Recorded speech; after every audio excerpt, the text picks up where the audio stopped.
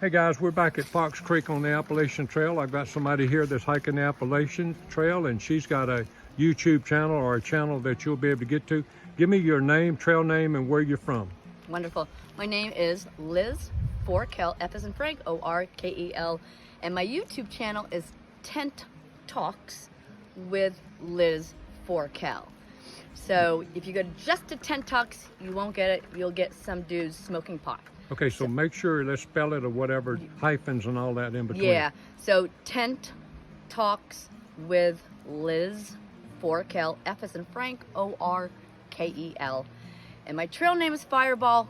Brief story, my aunt gave me this name for her late husband. And he climbed to the base of Mount Everest in 1965. So I'm so blessed to have this name. And he also spent decades with the Appalachian Mountain Club in Massachusetts. So I'm very, very happy to be here, very honored. Now, what do you do on your channel?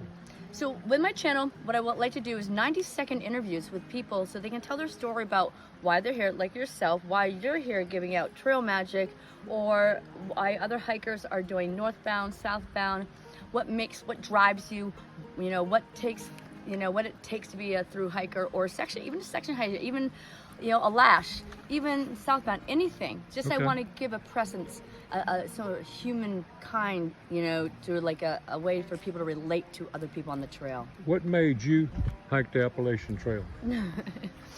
It was on my bucket list for 35 years. Okay, why was it on your bucket list for that long? How did you even hear about it 35 years ago? This is my uncle Fred, Fireball, which is my trail name. Okay. And that's the reason. It was like this magical trail that my family all talked about when I was just a little girl. Okay. And so I thought it was full of magical fairies. I really did. And then as I grew up, and I live in New Hampshire, so of course I climbed the Whites, and in Maine, I climb around Maine.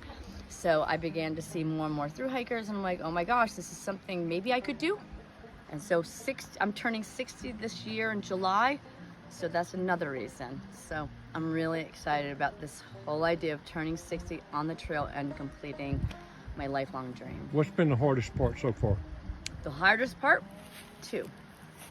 cold, and the mental, leaving home, leaving my job. I transferred my business into the hands of others to take care of while I'm away. So I'm leaving my life behind after 60 years. It's harder. It's harder when you get older, but that makes the journey so much better. That's all I can say. It makes it grander and more amazing, more epic. So, physically, what is hardest? Or you had two, you said, so. Yeah, so cold and the mental.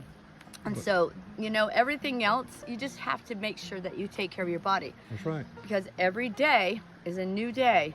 And if you take care of it and you walk in different ways, and then you wrap your knees and you take rest days and you try not to let your ego get in the way, you can do it. But you got to pace yourself. You got to be careful. You just crossed the 500-mile mark before you come out to the truck. So congratulations on that. Has there been a day that you had a feeling that you might want to quit? Not one. Good deal. Good deal. And if I find you up above the 1,000-mile mark, I usually don't ask that question until after the 1,000-mile mark. But I was just curious for myself today. Ooh. But that's good. Oh, see, this is what keeps me going. When people say these things to me, this is what drives me as well.